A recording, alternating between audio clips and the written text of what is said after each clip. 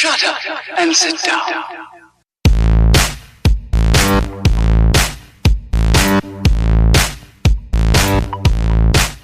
Hello, everyone. This is Jonathan Graves Wright, and this is the Backroom Show once again.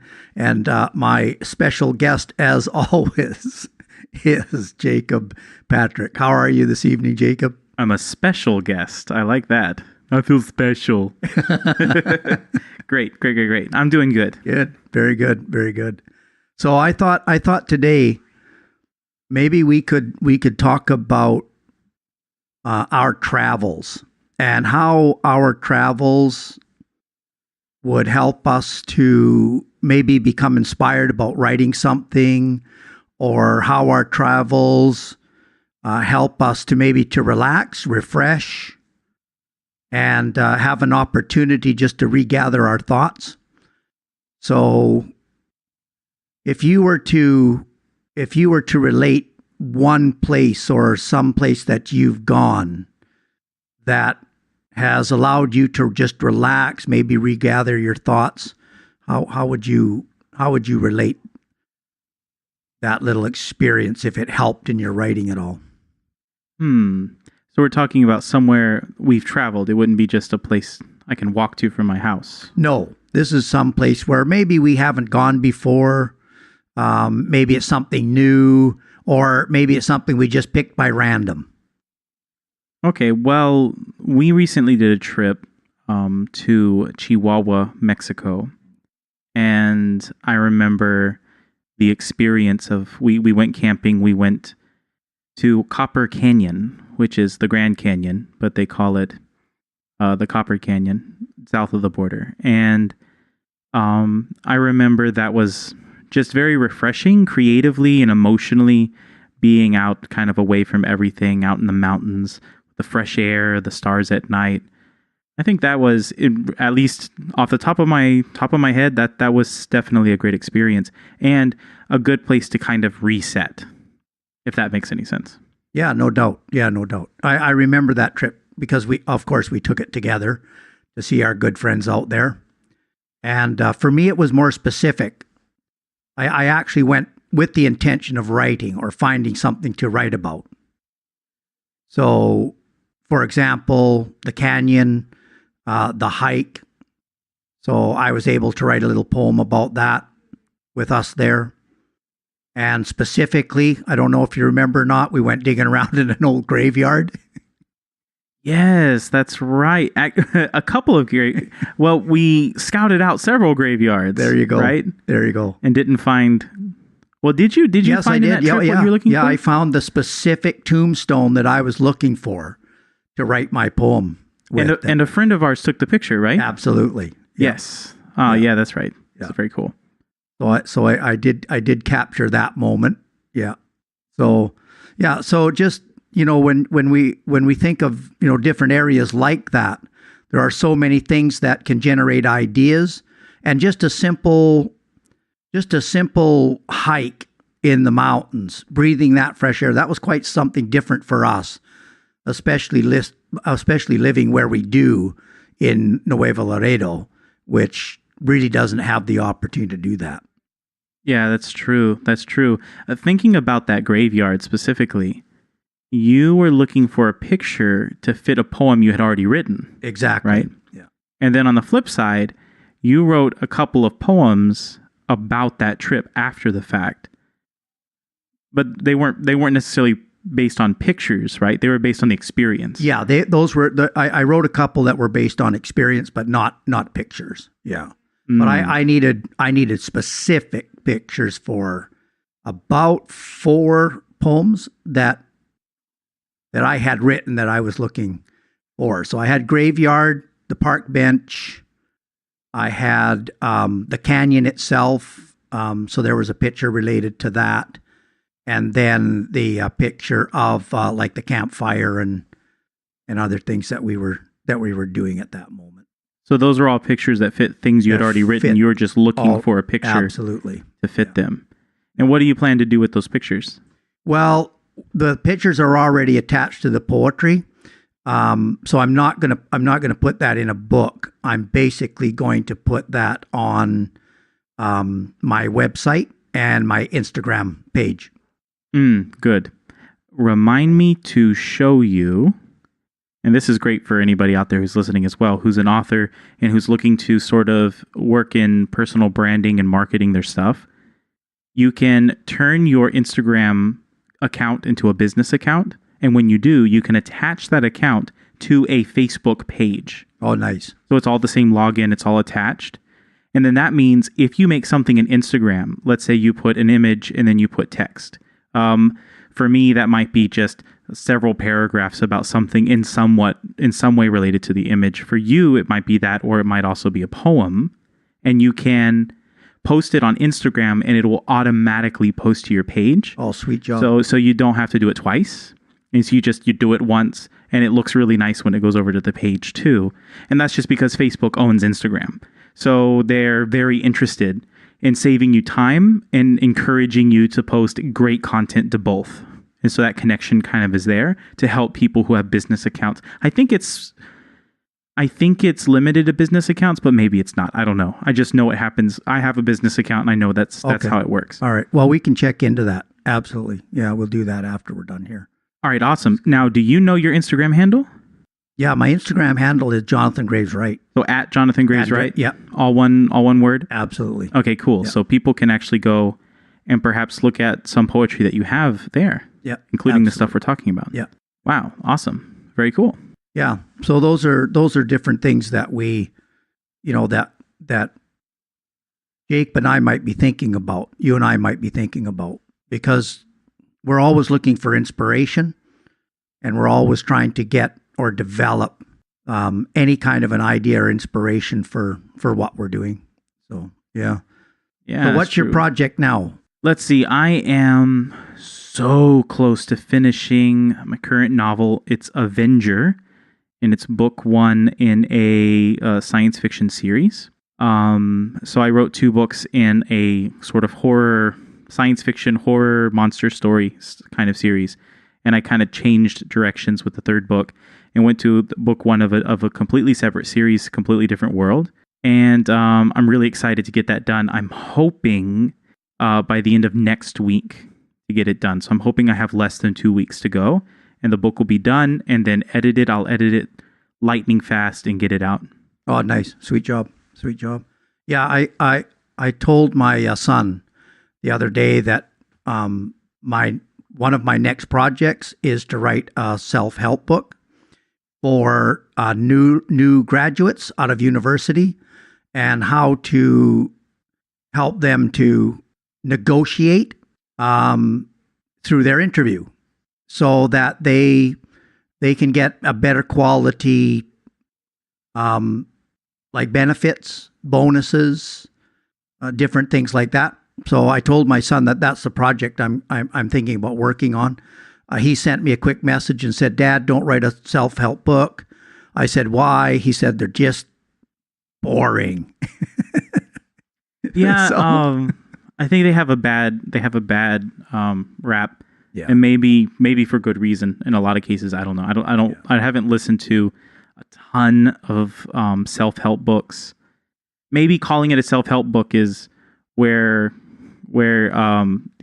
you can change. Maybe it's a business book. Yeah, I definitely won't call it a self-help, and I probably won't even put it in that genre, because basically with that book, my intent is to actually help real life individuals down the road to negotiate their contract before they begin business. Yeah, Like so before they begin their job. it's a practical instructional Absolutely. book. Yeah. Right? Yeah. What you need to do, step 1, step 2, etc. Yeah. To accomplish a specific goal that a lot of people out there should have right now, right? Yeah, absolutely. Yeah. So the stories that I'm getting from a lot of people, especially when chatting with them, is how really difficult getting into a good job straight out of graduation really is. And so because they're inundated with resumes, thousands of resumes. So how do you stand out? How do you negotiate your way through those kinds of things? So Yeah, that's very cool. And I got to say, I think I told you this off air, but I just have to say, when Jonathan told me this idea that he had, it was instantly to me, because I know you and I know the stuff that I know your past, some of the stuff you've worked in the past, very business related to startups and related to financing and all of that.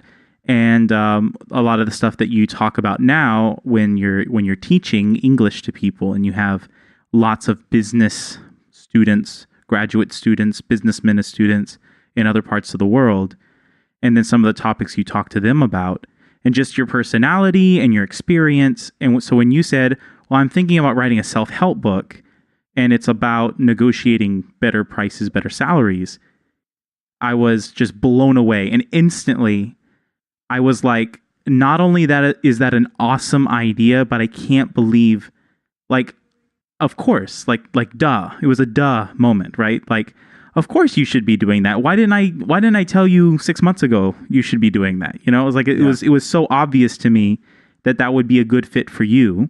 It is certainly not something I would in a million years not just have the desire to write, but it's not something I would feel qualified to write without just enormous amounts of research. It's not something that I have any interest in or any experience in, but it certainly is up your alley. So I think that's pretty cool. Yeah, and it certainly is left of my genre. I mean, it's, it's the opposite basically of poetry. But it is life experience as well. And so I have fun, just talking about my different experiences in life, and it's based in my poetry as well. So yeah. So it's just something a little bit different that we think about kicking off and doing different things like that. But that's the idea of being writers. We come up with all these different ideas, these different concepts. Some fly, some don't, and so you just keep going. That's what makes a writer the perfect entrepreneur, because it doesn't matter how many times you have an idea. Logically, you figure out which ones are going to work and which ones aren't. Yeah, it's true. And there was there was definitely kind of a stigma in the past about writers crossing the genre lines, right? Like if you are a mystery writer and that's what you're known as, and then you dare to put out something that's not mystery, then you have a lot of people just angry with you, and it works out bad. It works out so badly that, like, Stephen King's a perfect example. When he wanted to write something that wasn't horror back in the day, he had to write it under a different name. Yeah. And it wasn't until years later that it came out that Stephen King, the same guy, was doing something else. Yeah. Nora Roberts, very prolific writer, but she's kind of pigeonholed into kind of a specific topic. And so for a long time, and even now still, she writes things under a different name. I think it's J.D. Robb is a separate name she writes under, because she's so prolific, and she wants to write different things that are kind of similar, but not. Yeah. And, there's been sort of people look down on that for whatever reason, even though we're humans, we're people. We have so many different interests, and we might have experience in different things. And I think that's less and less becoming a problem. I think indie authors and self-publishing and the modern author's desire to write in a variety of genres, to write fiction and nonfiction, to write fantasy one year and then maybe a young adult something for children the next, something like comedic the next, right, or whatever. It's just becoming so common that people kind of expect it. So and I kind of talked to you before about maybe just to get the marketing things aligned, taking the middle name Graves out. Yes, absolutely. Yeah. When you're doing something kind of more stiff and formal, like business self-help books, like if you wanted to write 2 or 3 or 4 kind of more in that line, and then something that's more creative and emotional, whether that's poetry or fiction, things that at least communicate better. Right. Keep the Graves in. And that might be an option, but you wouldn't keep it. You wouldn't try to make it a secret that you do one or the other. No, right? Absolutely. Yeah. You want to be connected in some way, but I think that you're very right along those lines, is keeping it more on a professional basis. So Jonathan Graves, right? Whimsical, you kind of that name generates the thought of writing, science fiction, poetry, short stories, things like that are more on the whimsical side. But in a professional setting, it's not necessary. Maybe if you were Professor Jonathan Graves, right, then maybe something like that would be, a moniker that you could attach yourself to. But not being a professor, then it doesn't have to be as whimsical a name as you would find maybe as a poet. There you go. Yeah. I remember reading somewhere that Esquire, Yeah. if you actually look it up, I did not research this. I don't know if it's true, but that's not going to stop me from saying it. I remember reading somewhere online that somebody researched Esquire and came to the conclusion that it means nothing. And that actually any person can put Esquire at the end of their name because it doesn't mean anything. Nothing. Even though perhaps at one time or for whatever reason the connotation has come about that means you're a lawyer, it doesn't. Oh, okay. Right? Gotcha. Like people would say, so-and-so Esquire. And it would right, be yeah. as if saying that you're a lawyer. But I don't know if that didn't catch on or I don't know. I don't know why people have that idea. So it makes you sound more professional and formal and, just you imagine this tie and the suit and everything and big cigar or I don't know what, right? Yeah.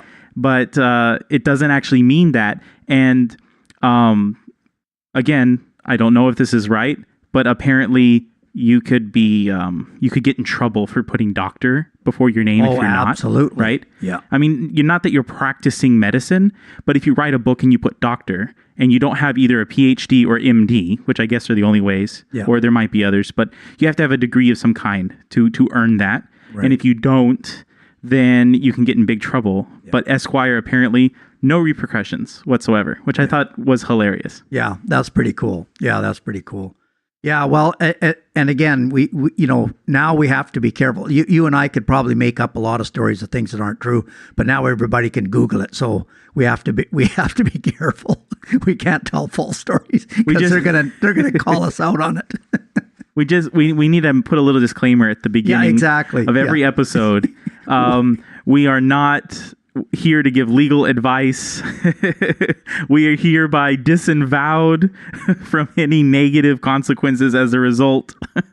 We are not responsible for what we say. That's right. We're not responsible for what you do with what we say. Yeah, that's right. That's right. That's right. This information is not classified. Yeah. Yeah, very much so. Very much so. So your inspiration from writing really comes from what background? Where do you get the inspiration for your writing, especially the genre? Like I know the books you've written so far. I know for a fact what you and your brothers talk about all the time. And to me, it's like right out of the box with the fiction and all of that sort of stuff. So is that basically where you generated most of your ideas? Yeah, and kind of going back to what you're talking about traveling. My Real World series, that's kind of takes place in our world. That is just with monsters, right? But that series is very heavily influenced by places I've been. It's influenced by the small West Texas town I grew up in. It's influenced by the places that we visited, like to go camping when I was a kid. Just about everything is sort of modified and stolen from real life experiences. So a place that the kids go in the first book is kind of a camping location. It's really their uncle's ranch. And it's also a ghost town. And the ghost town is called Carlson Creek in the book. Well, that is a real ghost town that's outside of my town that's called Maverick. And I don't have an uncle who has a ranch, but a friend of the family, his brother, does own a ranch out there. And we did used to go on a regular basis on the premises of his ranch to camp. And there was a creek that ran through it. And we often fished and swam in that creek. And so a lot of the details about things that you would pass and places you would go and how things looked and how things seemed were all based on what I remember from my childhood and teenager years going out to that location. So that was definitely a huge inspiration. Just a kid with a big imagination wandering through those places would often think, well, what if this and what if that? And a lot of those things ended up coming back into that series now, even though that's like 20 years later. Yeah, absolutely. Yeah. So lots of things that generate memories. Memories generate stories.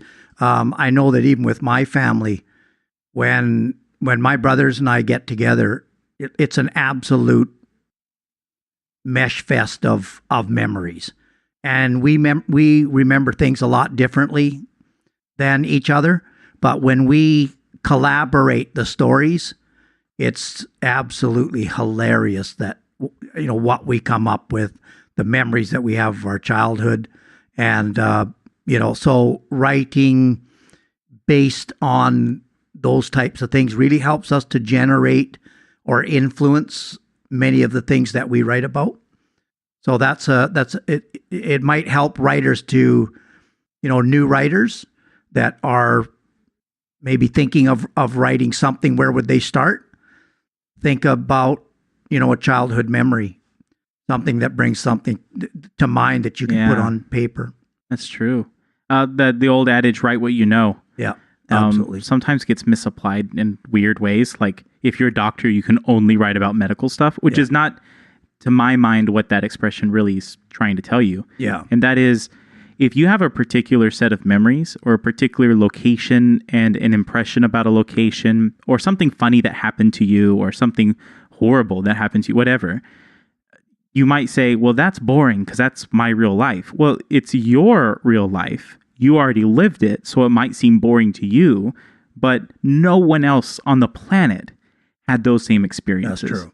Right? Yeah. And so it's unique and special and interesting to them because some things are going to seem similar. Like, oh, well, I had a parent who got very sick and I had to take care of them. Or, oh, well, I had somebody that I had a crush on and then they mysteriously disappeared or they died or whatever. I don't know. That's very specific, but you get the idea. Yeah. Like we have these common experiences, but your particular cocktail of experiences are super unique, right? We don't have enough humans in the universe to have somebody match you with those experiences, right? We would need hundreds of billions of people, not, less than 10 billion. So yeah, definitely write what you know. That can be a great starting place. Yeah. And write from emotion, because there's a lot of things that generate different feelings. Some are good, some bad, some indifferent even. But that's something that you can think about and key on as well. So just to mention really quick, we don't want everyone out there to get the idea that our travels together, that what we do together is generally based on our writing. We love to travel and eat. So a lot of our travels are based on food. Even the traveling is optional. We just love to eat. That's right. We just love to eat. And we ran out of food here, so we have to go somewhere else. But that's what we love to do. And maybe in another episode we can talk about all the barbecue joints we've hit. And oh man, yes. But that inspires a different emotion, of course. But yes, definitely. We'll have to talk about that. Yeah, quite different. It's quite different. So I love the idea of just, capsulizing experiences that we've had, capsulizing memories. I read a beautiful quote the other day, and I honestly cannot tell you the person it was quoted from because I can't remember. But it was, when pen is put to paper, the magic happens. And so when we think about writing, it doesn't matter really what it's about. You can write like a diary. Just put pen to paper, put your emotions down, write a little something every day, and you never know what might inspire you.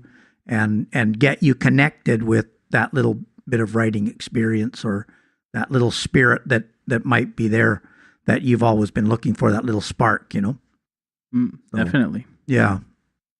So those are just some things that you might think about when we're trying to do those kinds of things. So anything else to add? Nope, I think that's it. All right. So this is Jonathan Graves Wright signing off. And Jacob Patrick, have a great day. Bye now.